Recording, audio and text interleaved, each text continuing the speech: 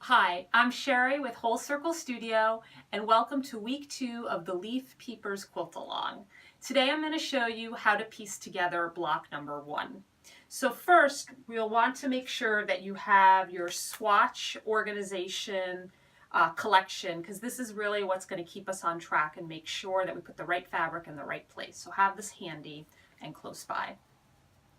So first we'll want to get our fabric together to make our half square triangles. So I have all of my HST1 pieces that I'll need from the pattern, my W, A, B, and C. So I have those handy. I have them labeled. Just gonna go ahead and just move the labels, but keep them close by. Again, organization is key. It'll help save your sanity. So I'll refer to my step number 1 and pair together the right half square triangle pieces. And I like to work in columns, but you can work any way you want. So first we want our W and our A. So I'll put those in one column and we need one of those. And I have new labels that say WA. I'm going to put that right on top of it so I have it. We need our WB pieces. So I really like to keep everything organized, work in an organized way. Again, I feel like this saves a lot of time and aggravation. So we have those, our WC pieces. Oh, before I move on, let me label those in that column. Our WC pieces and my label, my A and B's.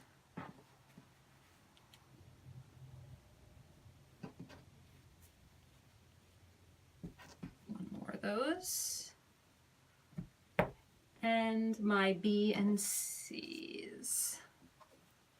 Okay, and so you will have, which is fine, let me put that label there, you will have extra W and C HST1 pieces. That's okay, you're going to be using them for other blocks, so I'm simply just going to put my labels back on those so that I'm organized for other blocks and set those aside. Okay, so here are all the pieces I need. Leah is going to have a demonstration, which will have a link to a video demo of how to make simple half square triangles. So for the time being, I'm going to get prepared for those, and I'll just simply put fabric back to back and label them and keep them all together until I'm ready to make those half square triangles. So we'll just keep doing that. And I'll be back in 1 minute to show you the next step. Now that we have all of our half square triangles cut, we're ready to start assembling our block. Let's get started. So I like to lay out my whole block at once, leave it on a table, and then sew from there. So let me show you how I do this. So I'll use my block 1 assembly diagram in the pattern as a guide. And again, everything is labeled. All my cut pieces are labeled, including the half square triangles that I made are now all labeled as well. So I'll first start just working my left to right and just assemble the block just as it's shown in the assembly diagram. So I have my row 1, which is just my W6 piece, easy peasy, won't have to sew anything for that together. And then I'm going to move on to row 2. So I'll start with my W4 piece. And then I know I need to start getting into my half square triangles. So one thing you'll want to pay attention to is I have a WB piece here, is the angle of which way the half square triangle goes. And you'll again just keep your assembly diagram close by, kind of match up the diagram. If it's not an obvious color match, if you're not sure, which I'll get to in a minute, again, we're going to use our fabric swatch collection, so keep that handy.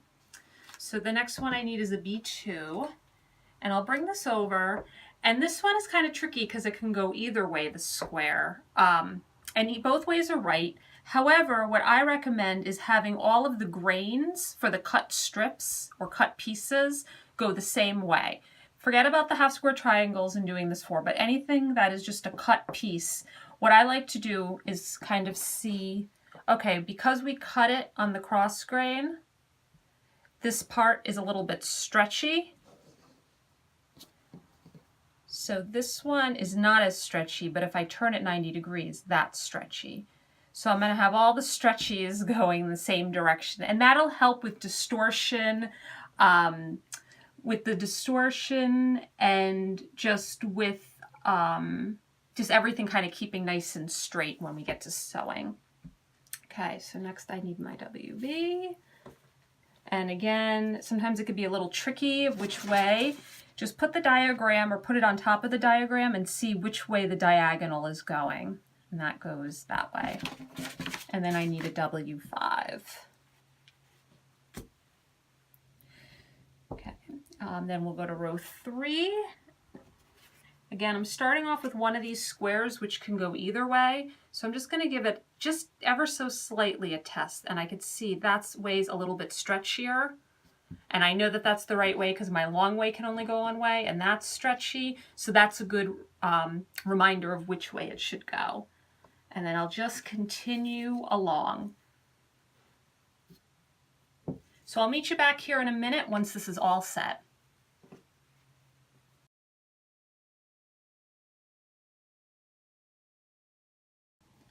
So I have all of my pieces in the right place according to my assembly diagram, and I went through and double checked everything. Some of these pieces can be a little bit tricky, especially the half square triangles. If you forgot which color is which is B, which is C. Again, I keep going back to it, but this is a great tool. So if I was unsure here with B and C, I could see B, C, and I know I can match up and know which one's B and which one's C, and then know which way it goes diagonally and put it back into place. So again, just keep referring to this. It's a really, really handy tool. So everything is put together, and I have extra pieces, and that's okay. You will have extra C1 pieces, so I'm simply going to take my slip of paper that says C1 and pin that together and set it aside. We're going to use that in block 2. And then all of my other W pieces I'll use in later blocks as well. I'm going to pin the slip of paper to all of those and set them aside. And then my extra slips of paper I can just get rid of. So next step, we're going to sew these into rows. I like to keep everything assembled and work one row at a time and then put back the sewn row and work on the next row.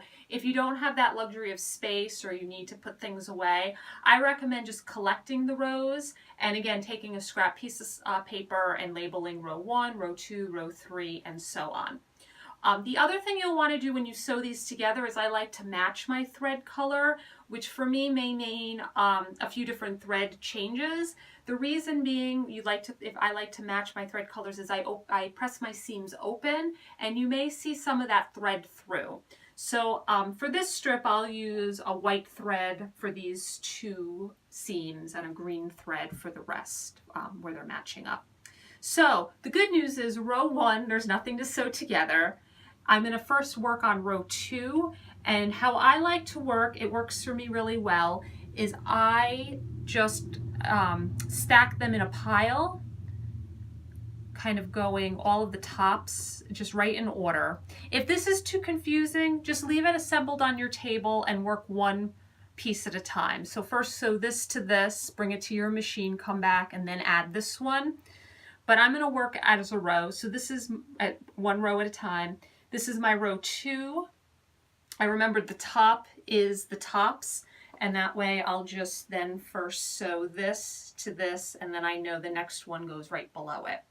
So I'm going to go over to the machine and get this sewn up, and then I'll be right back to show you what's next.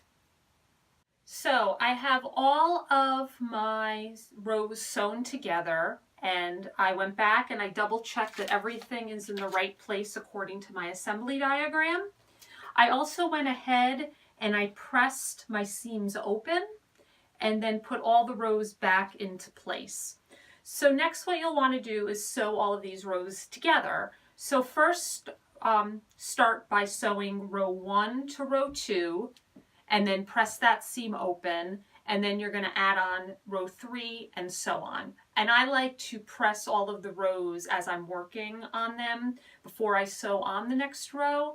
And that's just because these strips are so thin, it's sometimes hard to get the iron in between. So this is my way of doing that.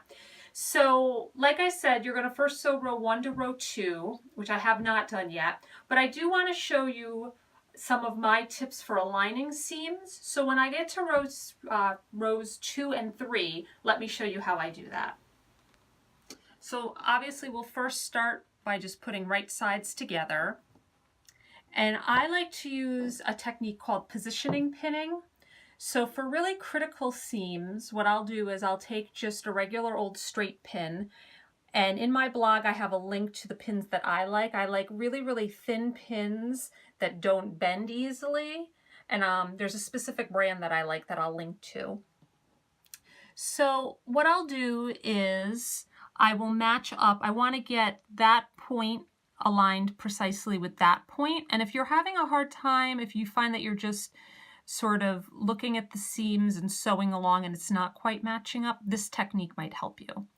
So I'll first start by just putting the pin through where I think that point is and turn it over, and it's slightly off. Sometimes it takes a few tries. So you can see the pin is coming through right at that point, and then I'll take my pin and align it with where I want it to be, which is that point right there, and stick that down in. And then the next thing I'll do is I'm going to place a pin attaching both pieces of fabric through, and I'm going to do it on both sides of the positioning pin. And now that those are secure, I can take my positioning pin out. Very important, otherwise that will get hung up in your sewing machine. And I'm going to go through and do that. I like to do it for all of my seams because I like very precise seams. If precision isn't as important to you, just do it, just sew them as you normally do. But sometimes I like to do it even if there's not a point. Just on this seam, if I'm having a hard time. For some reason, I always have a hard time just eyeballing it, but some people are a lot better at that than I am. So I have my positioning pin going through the seams so that the seams are aligned, and then I'm going to place a pin on either side. Again, I know this is a lot of pinning for some, and people don't like to do this. I prefer precision, so for me it's worth it, and I'll remove that positioning pin. And I'm going to go through and do that for any other critical seam alignments that I want in these 2 rows. So you get all your pins together, you'll sew that along. Once it's sewn, open it up, press the seam open, and continue on. So that's how you put together block 1 of the Leaf Peepers quilt. This week, I hope you have a lot of fun getting this together, and next week we'll show you how to put together block number 2. Let's make something awesome together.